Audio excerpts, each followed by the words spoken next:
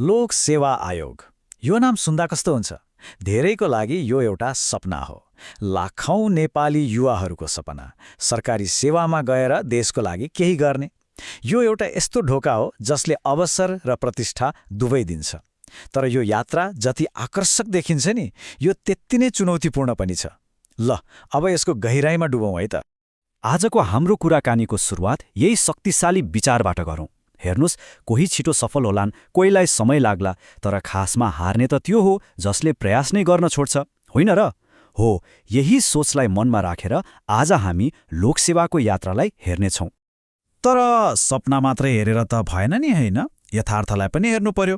यो आँकडा हेर्नुस् त, 4,73,000 भन्दा बढी आवेदन, कति पदको लागि? जम्मा 3,660। भनेपछि प्रतिस्पर्धा कति कडा छ सोच्नुस् त। यस्तोमा मनमा अलिकति डर लाग्नु त एकदमै स्वाभाविक हो। आज हामी यही यात्रालाई अलि गहिरिएर हेर्नेछौँ। सुरुमा सपना र यथार्थको लडाईँको कुरा गर्छौँ, अनि डरलाई धैर्यमा कसरी बदल्ने भनेर हेर्छौँ। त्यसपछि आत्मविश्वास बढाउने 9वटा तरिका, सफलताको लागि चाहिने स्मार्ट रणनीति, असफलताबाट सफलतासम्मको वास्तविक कथा र अन्तमा आफ्नो बाटो कसरी बनाउने भन्ने बारे कुरा गर्नेछौँ। ल, सुरु गरौँ है त। ल, हाम्रो पहिलो खण्ड, सपना र यथार्थको लडाईँ। यो भनेको हरेक तयारी गर्ने व्यक्तिको मनभित्र चल्ने युद्ध हो। एकातिर सपना, अर्कोतिर कठोर वास्तविकता। यो कुराहरू कतिको मनमा खेल्छ होला है? म सक्दिनँ होला, अरू त कति जान्ने छन्, मेरो त केही छैन।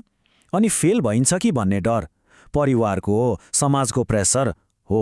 यस्तै सोचले गर्दा त हो नि, कतिले यात्रा बीचमै छोड्छन्, कतिले त सुरु गर्ने आँट पनि गर्दैनन्। तर प्रश्न यो हो, के लोकसेवा भनेको साँच्चै डरकै परीक्षा हो त? सायद होइन। अब हामी दृष्टिकोणै बदलौँ। यो डरको होइन, बरु धैर्य र अनुशासनको परीक्षा हो। यहाँ हेरौँ है त, दुई किसिमको सोचाइ।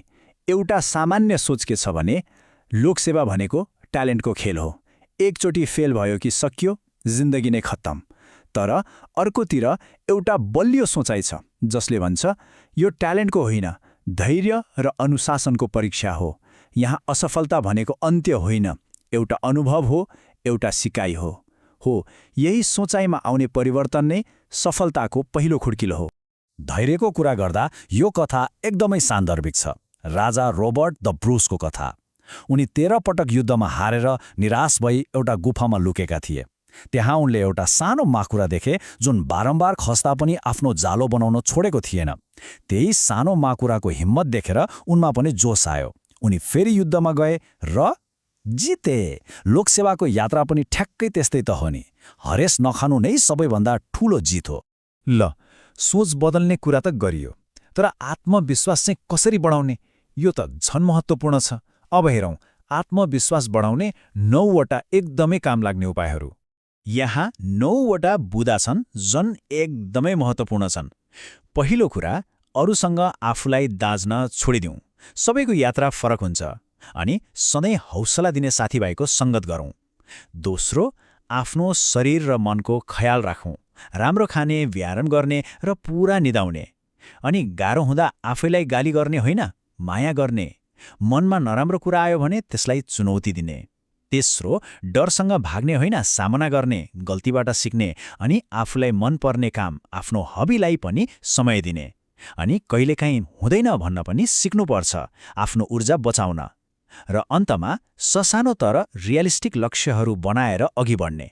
यति गर्दा आत्मविश्वास आफै बढ्दै जान्छ। मेहनत त सबैले गर्छन्, तर गधाले जस्तो मात्रै गरेर भएन। स्मार्ट तरिकाले मेहनत गर्नुपर्छ। अब कुरा गरौँ सफलताको लागि चाहिने केही स्मार्ट रणनीतिहरूको।